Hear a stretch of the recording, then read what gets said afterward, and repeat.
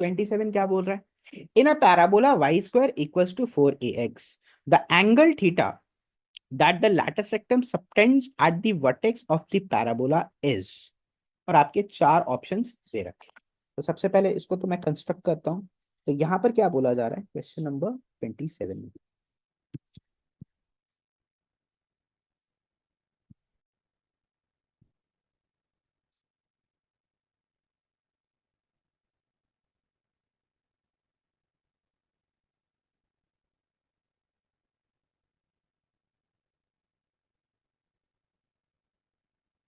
ये a comma 2a point हो गया, ये a कॉमा -2a पॉइंट हो गया। अब बोला जा रहा है the angle theta that the L R subtends at the vertex of the parabola. अब कौन से थीटा का बात हो रहा है? इस थीटा का बात हो रहा है। तो ये तो डायग्राम से बहुत हद तक क्लियर है।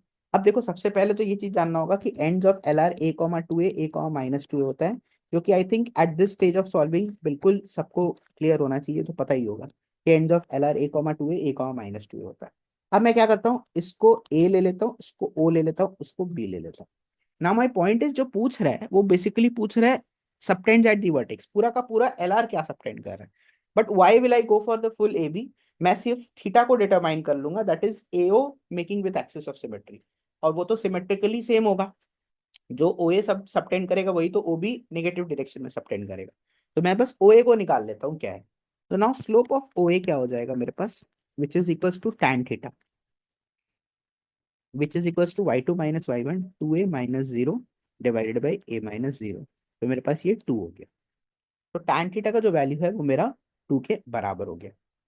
अब देखो, tan थीटा जब 2 के बराबर हो गया तो मैं जानता हूँ tan π/4। अब यहाँ पर तो मेरे पास कोई टेबल नहीं है जिससे मैं डिटरमाइन कर पाऊँ कि कौन बड़ा है कौन छोटा है, तो बट मैं कॉमन सेंस लगा सकता हूँ जो वैल्यूज मेरे को आते हैं।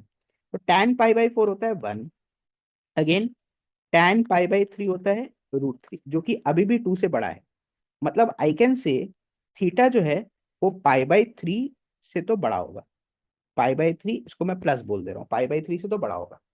देयरफॉर 2 थीटा जो टोटल एंगल है that will be equal to 2π/3 से तो डेफिनेटली बड़ा होने वाला। 2π/3 से तो बड़ा होगा ही होगा, ये अपने श्योरली बोल पाएंगे। लेकिन इतना ही बोल पाएंगे, इससे ज्यादा तो अपने कुछ नहीं बोल पाएंगे। सो सबसे पहले तो dependent on the L R, बिल्कुल एल आर पे तो वो डिपेंड करता ही नहीं है, एल आर तो ऐसे भी फिक्स लेंथ का हो गया।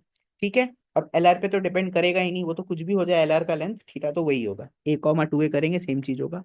इंडिपेंडेंट ऑफ एल आर होगा बिल्कुल, एंड लाइज बिटवीन 2π/3। तो अपने 2π/3 तो डेफिनेटली बोल सकते हैं कि 2π/3 से तो बड़ा ही होगा, एंड ये 3π/4 से छोटा होगा, बिल्कुल अपने बोल सकते हैं। तो क्योंकि ये 2π/3 प्लस है, तो क्वेश्चन नंबर 27 का अपने डी बोल पाएंगे। क्योंकि 5π/6